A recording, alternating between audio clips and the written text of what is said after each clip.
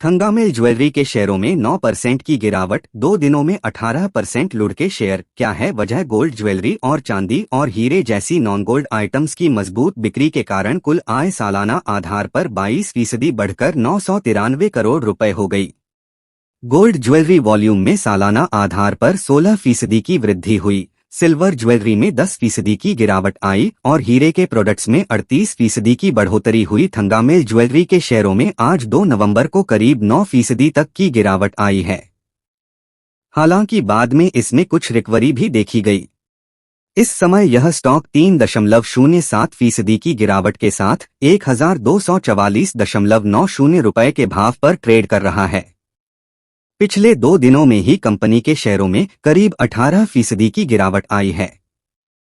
दरअसल मौजूदा वित्त वर्ष की सितंबर तिमाही में कंपनी ने कमजोर नतीजे जारी किए हैं। यही वजह है कि पिछले 2 दिनों से निवेशक बिकवाली कर रहे हैं। कैसे रहे तिमाही नतीजे? सितंबर तिमाही में कंपनी का नेट प्रॉफिट सालाना आधार पर 47% गिरकर 8 करोड़ रुपए हो गया, जो 1 साल पहले की अवधि में 15 करोड़ रुपए था। हालांकि गोल्ड ज्वेलरी और चांदी और हीरे जैसी नॉन गोल्ड आइटम्स की मजबूत बिक्री के कारण कुल आय सालाना आधार पर 22% बढ़कर 993 करोड़ रुपए हो गई। गोल्ड ज्वेलरी वॉल्यूम में सालाना आधार पर 16% की वृद्धि हुई। सिल्वर ज्वेलरी में 10% की गिरावट आई और हीरे के प्रोडक्ट्स में 38% की बढ़ोतरी हुई। कंपनी का बयान। थंगामिल ज्वेलरी के वीपी फाइनेंस और अकाउंट्स एसएन लक्ष्मणन ने कहा, हमने कंपनी के इतिहास में सबसे अधिक छमाही बिक्री दर्ज की है। हमें उम्मीद है कि त्योहारी सीजन में यह गति आगे भी बरकरार रहेगी। हम इस साल के अंत तक 4000 करोड़ रुपए के रेवेन्यू का अनुमान लगा रहे हैं। कंपनी को उम्मीद है कि FY24 में मार्जिन 6% रहेगा, जबकि same store sales growth SSSG 26% पर बरकरार रहेगी। उन्होंने कहा कि तीसरी तिमाही में सोने की कीमतें बढ़ी हैं, इसलिए इन्वेंट्री लाभ बेनिफिट्स शुरू हो जाएगा। कंपनी के बारे में। तमिलनाडु स्थित कंपनी सोने के आभूषणों, चांदी की वस्तुओं और हीरे के प्रोडक्ट्स के बनाती और खुदरा बिक्री करती है।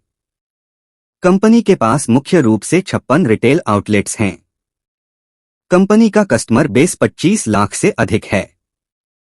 FII ने बढ़ाई हिस्सेदारी। सितंबर तिमाही में फॉरेन इंस्टीट्यूशनल इन्वेस्टर्स FII ने अपनी हिस्सेदारी पिछली तिमाही के 0.2% से बढ़ाकर 0.25% कर ली।